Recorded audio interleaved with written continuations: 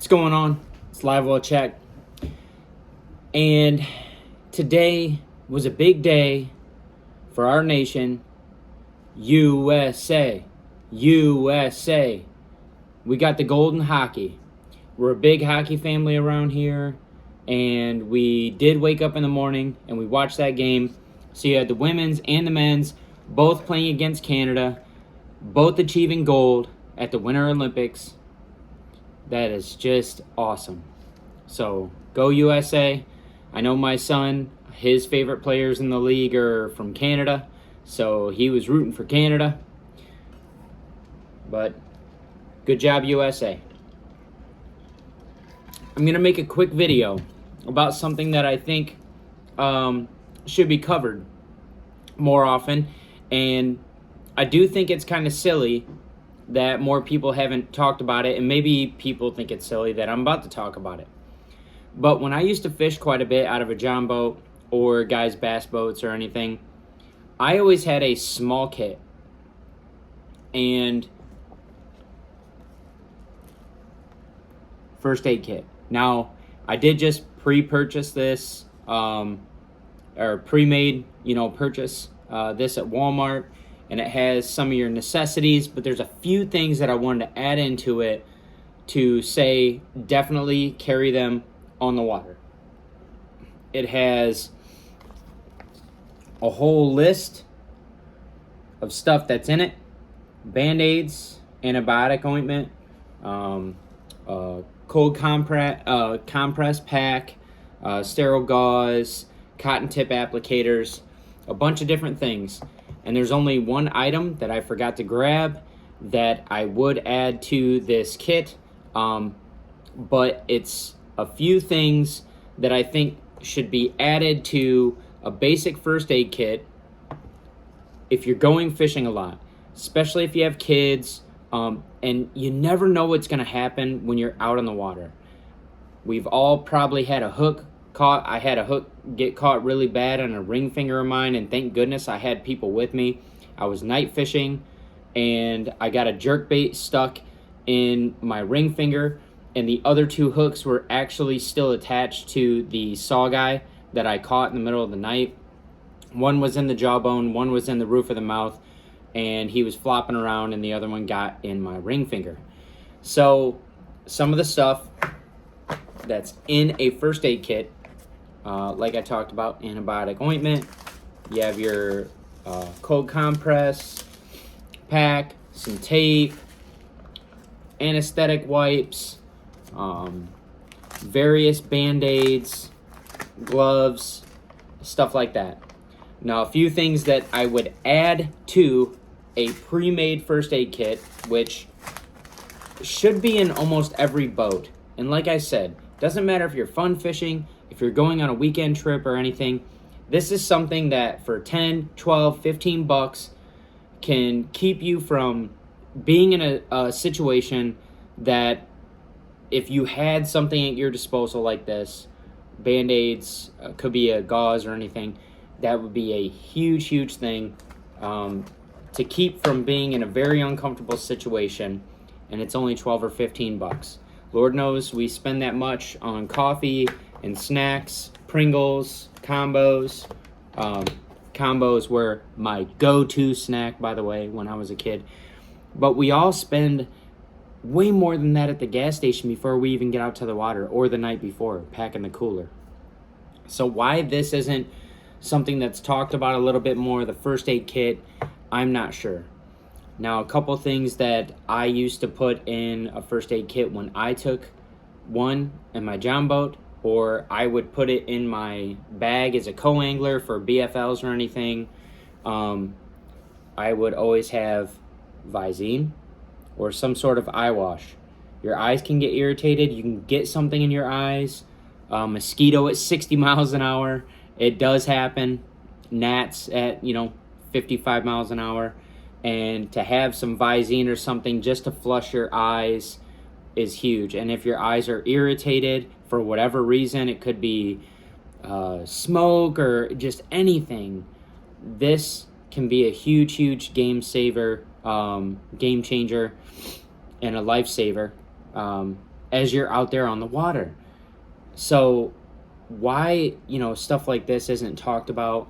Um, the two things I didn't grab, one is a lighter, because you just never know, right? You might need a lighter, some matches.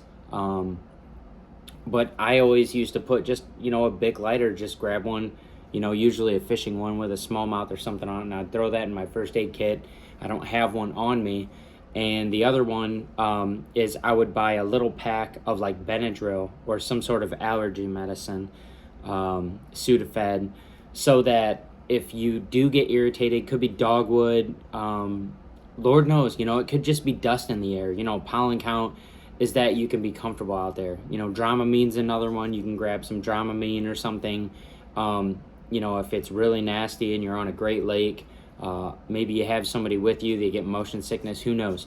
But a couple of these things. So Sudafed, Benadryl, some sort of allergy medicine, Visine, a lighter, because you just never know, and Dramamine.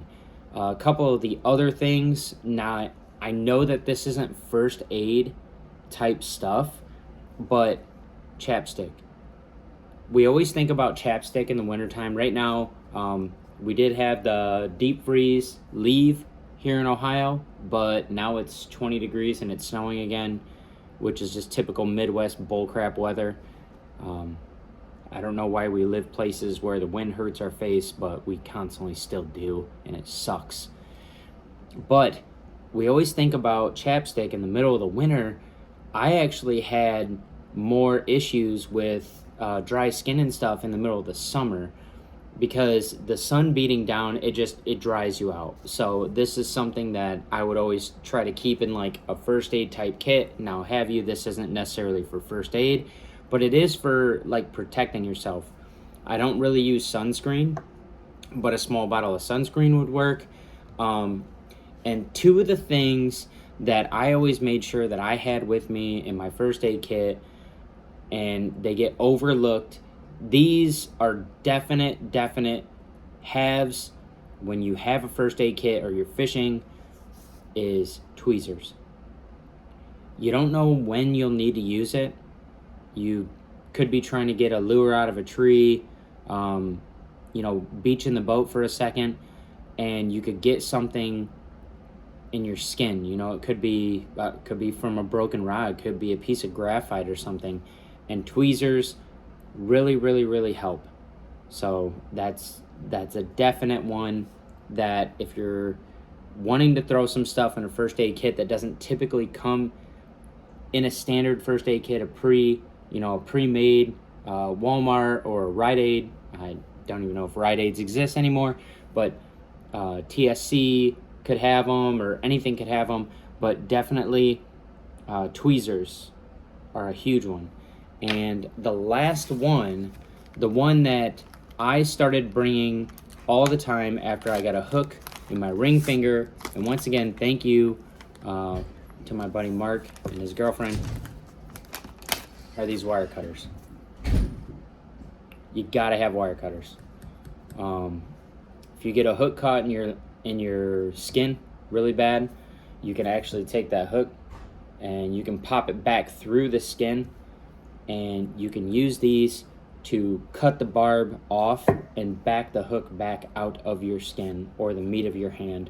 And these will cut up to a pretty thick gauge hook, could even be like a flipping hook, but this is something that could really bail you out. And I know there is a trick where you can take some braided line and you can push on it, but you need two people, where if you have something like this, now that night when I got the hook caught in my ring finger, we wound up having to unhook the fish first, pop it through, and I didn't have wire cutters, but I had needle nose pliers, and I was using that real thin gauge wire, triple grip hooks on my jerkbait. I had to actually go around the barb and press it flat on the hook to back it back out of my finger.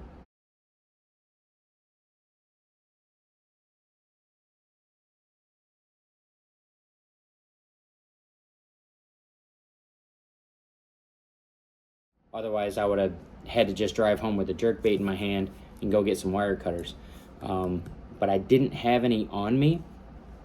After that night, I kept wire cutters in my tackle all the time. And yes, there's other utility uses for it, but this is something that could really save your butt when you're by yourself. You get a crankbait caught in your hand, and it just goes in the little bit of skin, maybe some meat, goes past the barb. You're not going to be able to just rip it back out. But what you can do is you can take your needle nose and you can pop it back through. You can cut that barb off, and it'll back right back out to the point where it barely even bleeds. It will bruise really bad. And that night, after we got the hook out of my ring finger, we were catching fish like crazy. It was one of my best friends, his fiance, and myself. We stayed out fishing until almost 4 or 5 in the morning, and we were just pounding the fish all night. But that could have been really bad by myself, especially with the fish still attached to the jerkbait and dug into my ring finger.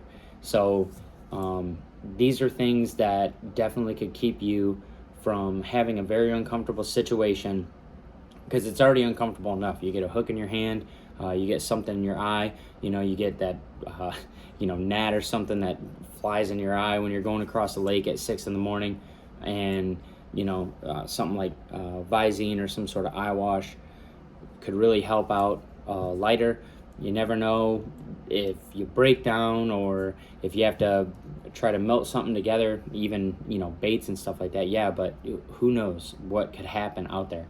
And if you don't have some typical stuff, tweezers and the rest of the type of items that you would find in like a first aid kit, you could get yourself in a real tricky situation. So what I always did is I would just take my tweezers, and I'd just pack them in here like that. Put the Visine right in there by the tape, go like that. That keeps falling out. Chapstick, boom. You can usually keep these like right with your needle nose pliers, or sometimes they'll fit in something like this. I don't know if this will work. It's not gonna work, but these are just some things that, once again, I've never really seen anybody put a specific video out on. But if you're wanting to make sure that if you ever get in one of those bad situations or an uncomfortable situation, and you have stuff like Benadryl, Visine, wire cutters, all these things could really, really keep you from having a terrible day. It could get you fishing again, or if you have a kid, they're all excited. They're about to jump on the boat, and they fall and scrape their knee on the dock trying to run to the boat. And you got a couple of Band-Aids, you got some antibiotic cream. It could keep a kid from wanting to freak out, because you know how kids are. They can be dramatic, go figure. And they want to go home. They're bleeding. You've spent all night packing. You stopped at the gas station, got $40 worth of snacks and drinks, and now they got a little scrape on their knee and they want to go home. Well, if you have a little bit of antibiotic cream, and you have Band-Aid, and you can talk to them, hey, we got it all bandaged up, it's all clean, let's go fishing. Usually kids are gonna still want to go fishing, and then Lord forbid something actually bad does happen, you'll actually have something to help get you through that particular instance. So I just wanted to have a small video about that and just talk about first aid kits and safety first. There's no shortcuts to safety, so definitely something that people should be thinking more about having in the boat. If you're a co-angler, even if you fish bigger tournaments, having something like this in your tackle bag, or like with your rain gear or your winter gear or anything like that, this is huge. So definitely I would take a look at getting a first aid kit. Wire cutters will bail you out when you don't have somebody else fishing with you. If you fish by yourself, you need wire cutters. I promise you, these are a lifesaver.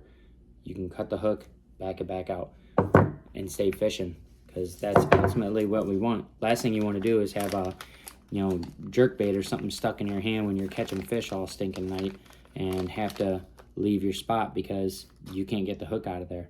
And if you go to the doctor, I've heard horror stories about doctors and the way they take the hook out of a hand. A friend of mine actually got a hook from a crankbait stuck in his hand from fishing a farm pond right down the road. And I told him he should have just called me. I could have got that thing out in 3 minutes with this, but they were at a friend's house and they weren't thinking about using that. He made them go to the ER because of just a treble hook stuck in his hand. And what they did, go figure, and I'm not going to say which hospital it is, but they're a Band-Aid station bunch of bozos, is they actually cut the hook out with like a scalpel.